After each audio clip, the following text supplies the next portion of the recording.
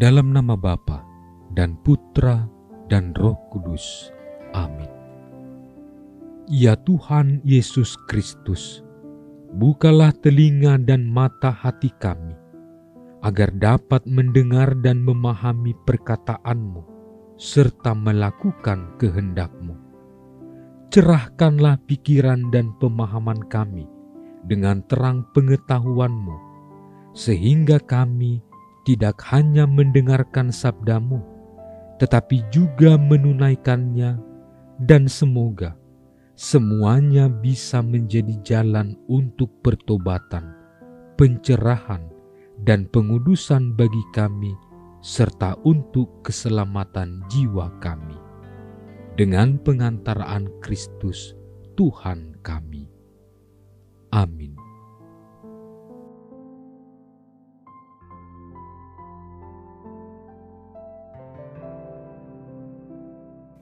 Pada suatu ketika, Yesus bersabda kepada murid-muridnya, "Bukan setiap orang yang berseru kepadaku, 'Tuhan, Tuhan,' akan masuk kerajaan surga, melainkan dia yang melakukan kehendak Bapa-Ku di surga.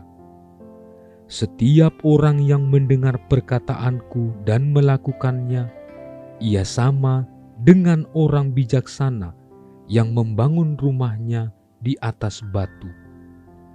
Kemudian turunlah hujan dan datanglah banjir, lalu angin melanda rumah itu. Tetapi rumah itu tidak roboh, sebab dibangun di atas batu. Tetapi setiap orang yang mendengar perkataanku dan tidak melakukannya, ia sama dengan orang bodoh yang membangun rumahnya di atas pasir. Kemudian turunlah hujan dan datanglah banjir, lalu angin melanda rumah itu. Maka robohlah rumah itu dan hebatlah kerusakannya." Demikianlah sabda Tuhan. Saudara-saudari terkasih, hari ini adalah peringatan wajib seorang kudus, Santo Ambrosius, seorang uskup dan pujangga gereja.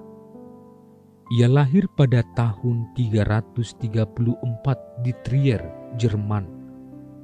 Dalam tugas penggembalaannya, Ambrosius dikenal sebagai seorang uskup yang baik hati melayani umatnya.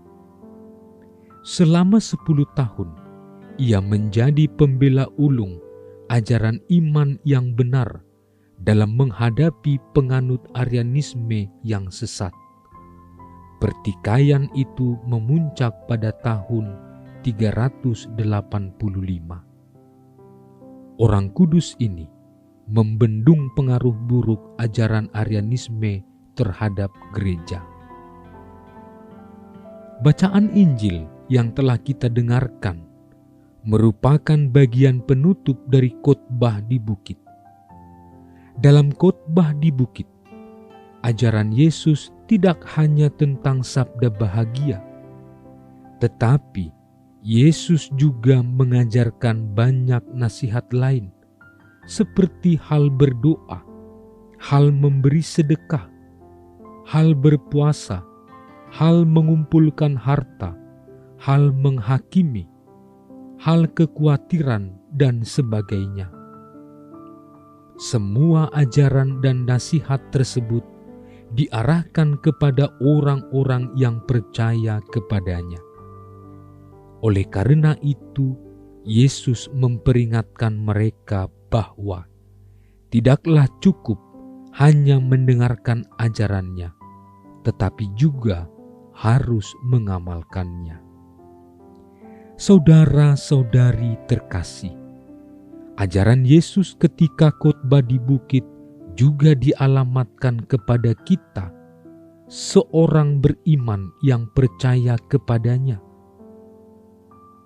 Melalui homili yang kita terima dalam Ekaristi, renungan pada saat doa lingkungan, pertemuan dan pembinaan iman dalam OMK, serta renungan lewat media sosial lainnya diharapkan terrealisasi secara konkret lewat perkataan dan tindakan sehari-hari.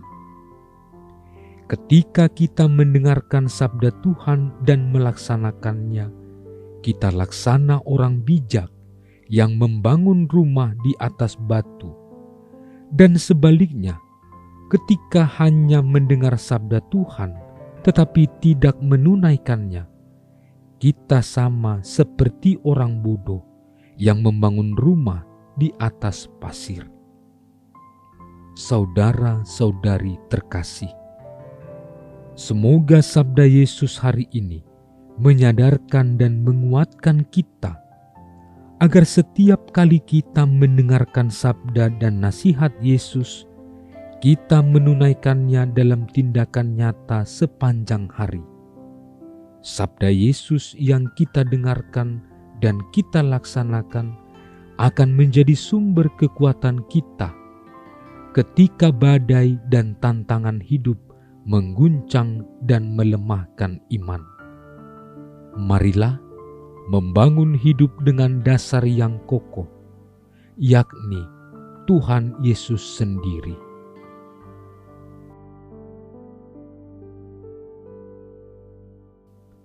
Allah yang berbelas kasih, kami bersyukur atas sabda-Mu yang telah kami dengarkan saat ini.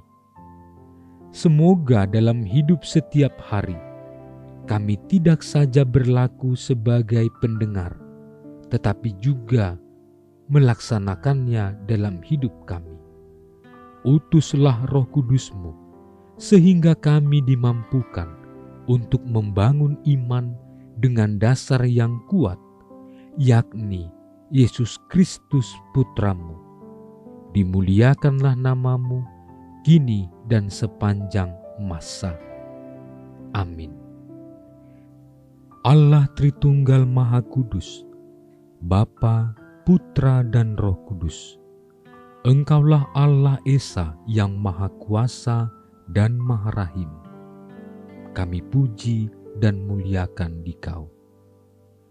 Di tahun komunitas basis ini, dengan sepenuh hati, kami mengagungkan Dikau, karena Engkaulah sumber, dasar, dan model sempurna kesatuan kami dengan Dikau, sesama dan alam ciptaan. Kami mohon, anugerahilah kami Roh Kudus-Mu, agar kami mampu membangun persaudaraan dan persekutuan sejati di dalam keluarga, komunitas-komunitas, dan seluruh gereja. Dengannya kami menjadi tanda kesatuan dan kehadiran-Mu di dunia ini. Bunda Maria, Bunda yang berbelas kasih, doakanlah kami anak-anak-Mu, agar hidup rukun dan bersatu seperti keluarga kudus di Nazaret, dengan pengantaraan Kristus Tuhan kami. Amin. Dalam nama Bapa dan Putra dan Roh Kudus. Amin.